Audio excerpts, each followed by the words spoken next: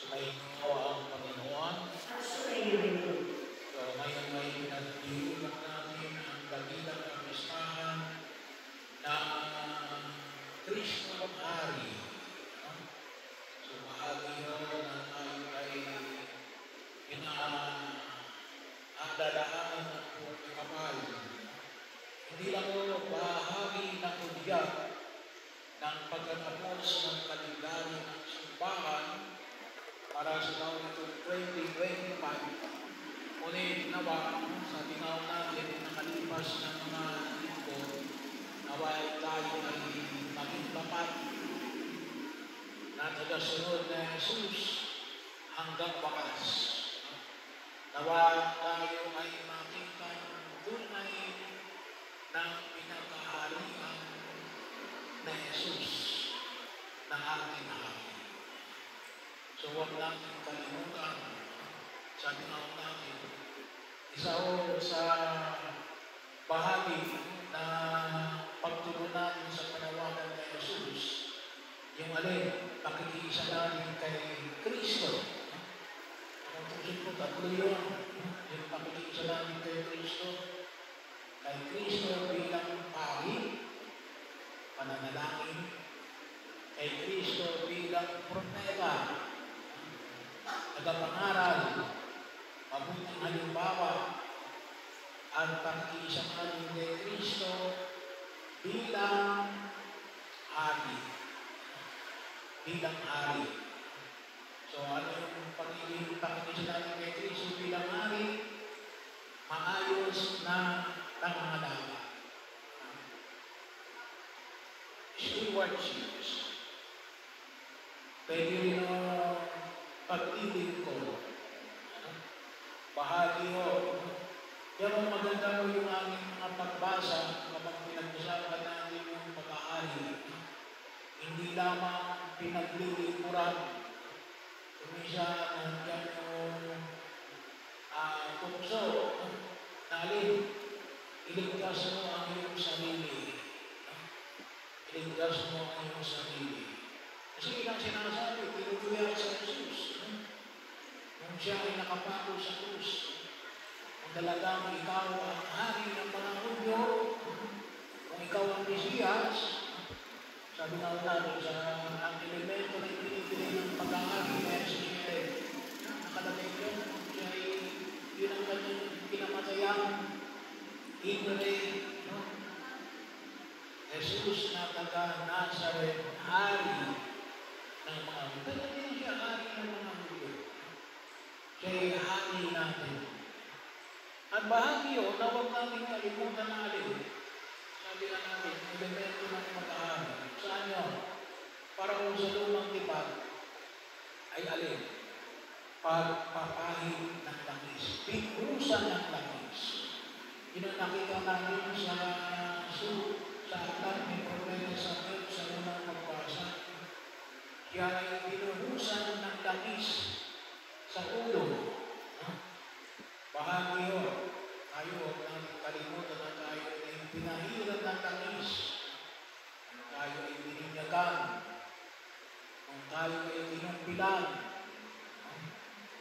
Yung kami, mga pari, ay hindi ulo.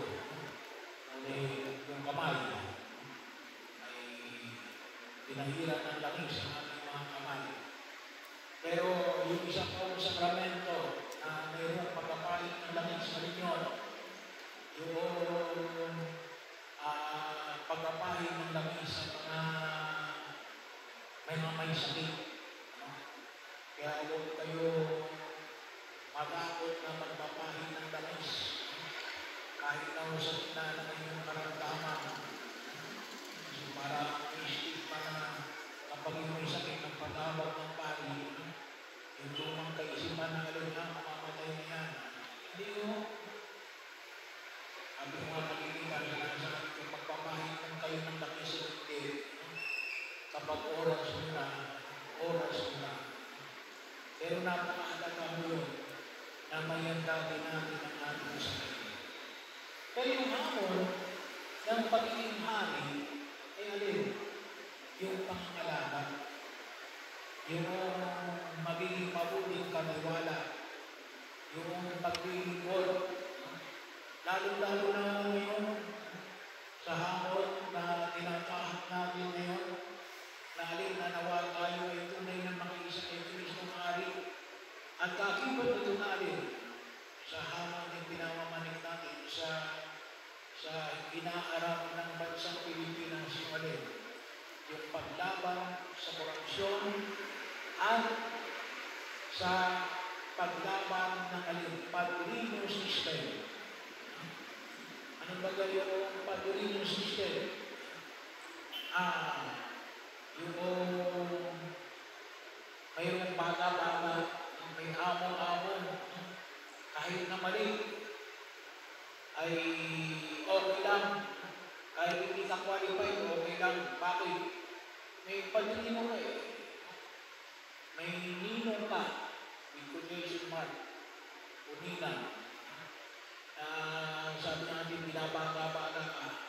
Kaya makita ko natin, yung usapin ng korupsyon sa bansa natin ay malalim. Bakit? Kasi hindi pa rin yung system. Kaya umalim yan. Kasi hindi naman magagawa lang ng isang tao yun. Pangmurakot. Hindi yung magagawa yan kapag nag-iisa. Yan ay may kasama. Ang tawag na ng utusin niya doon. Yan ay krimen. Hindi lang basta krimen.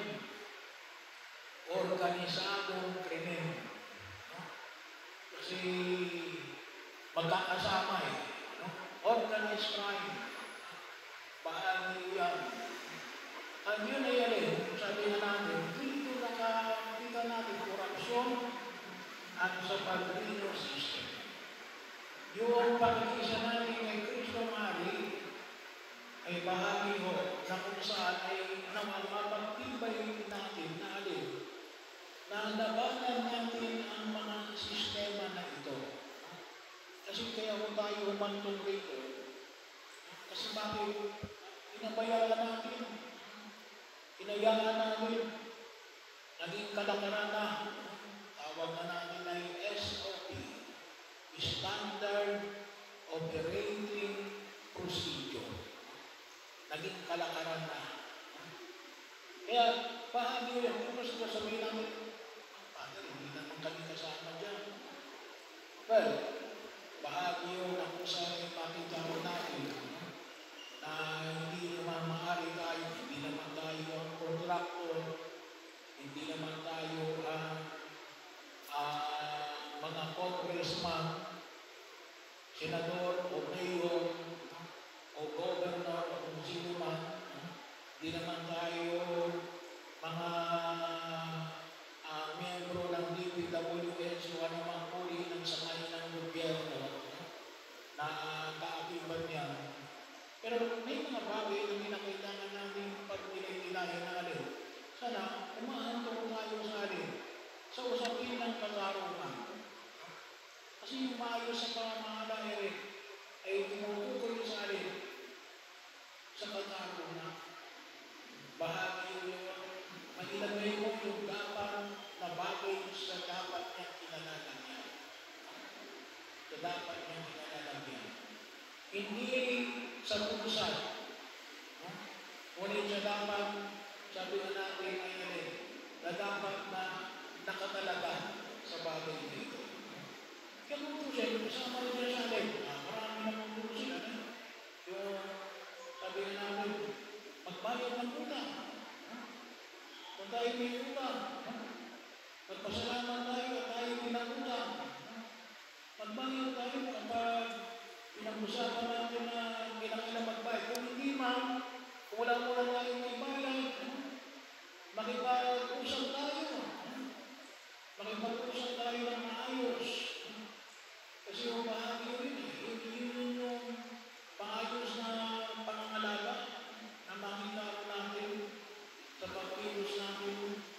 Isa mo yung maliit na bagay, pero yung sabihin, kasi kapag pinalagpas natin natin, hindi lang yung sa pagbibigay sa atin ng stress, palagi kayong iilag doon sa utak ninyo. Pero ngayon, Bahagi din yun, na kung saan hindi tayo naging mabuting tagapangalaga. Hindi tayo naging mabuting hari. Hindi tayo naging mabuting katiwala. Bahagi yun ng pagkilos. Saan ba? Na suppose natin na hindi naman tayo ang sinuhulang. Pero baka mamaya tayo ang nanuhol. Nanuhol tayo natin mapabilis ng ating trabaho. O para hindi tayo maantala. O di kaya ulit, nang hindi tayo magkaroon ng problema sa anumang uri ng ating transaksyon. Sa gobyerno man o sa pribadong sektor. So, bahagi nyo na kung saan yung makikita natin na kumisa, sabi na natin, tayo pinagpapadulas. Mapaayos lamang yung aming katatayuan. Ay, yan din po ay labag sa pagiging mabuting pangangalaga. Hindi din tayo nagiging mabuting hari. Alam niyo yung unang pagbasa sa ikalawang aklat ni Samuel, nakita natin na yung mga tao ay kinuha nila si David para alin maging hari. Maging hari. Habang alam nila na alin na si Saul ay buhay pa. Bahagi yung kung saan yung makita natin. Bakit? Sapagkat may pagkukulang na ginawa si Saul. Pero kung sabihin, makita natin yung pagtugon. Bagaman mo yung hamon ng simbahan ngayong panahon na ito. So sa November 30, may paanyaya pa rin ang simbahan yung tinatawag natin Trillium March. Hindi naman tayo nagpapahayag ng pagpapalit ng tao. Ano yung pagpapalit ng kaisipan. Kasi bakit? Kasi yung korupsyon na yan parang nakadikit na. Nakadikit na sa ating pagkilos. Kinakailangan mo natin labanan hanggang tunay na mawala at hindi na ito magiging bahagi ng ating kultura. Pero ipanalangin natin at kinakailangan natin na magsama-sama. Kasi sabi nga natin, hinayaan natin Hinayaan natin, sabi nga natin ay ito ay naging, hindi pala hinayaan. Mas maganda siya, tinolerate natin, pinabayaan natin. Na ganito yung maging kalakaran sa buhay natin sa daigdig na ito. Kaya yun ang ipanalangin natin at kumuha tayo ng lakas ng Lord. Alam natin medyo mahirap. Medyo mahirap sa pagkakataon. Kasi nga sabi ang isa, yung mga tao ng murako, hahanapan ka ng bulas. Pero kung talagang gusto natin na maging matapang, ay ditakpan natin ang lahat ng bulas para wala silang makita. Para masabi natin na tumutugad tayo sa kapat. Bahagi yun Kumisa kasi napagod na tayo na magtatakit-takit ng butas. Kaya kumisa rin pumapayag na lang tayo na sa gusto ng iba na mamayangin ang ganitong uri ng kultura. Hindi ko sinasabi na Jesus natin, at hindi ko rin yung sinasabi na madali na labanan ng korupsyon. Mahirap po, kaya na tayo umantong dito. Trilyon na nga pinag-usapan natin dito na naging bahagi. Pero sabi na natin, kasi ito yung pamangay ulit, tunay naman nag-aari si Jesus sa ating buhay. Sapagkat hindi dapat namin payagan ang ganitong uri ng mga pangyayari at kinakailangan na magkaroon tayo ng sama-samang pagkilos para ito Bakit?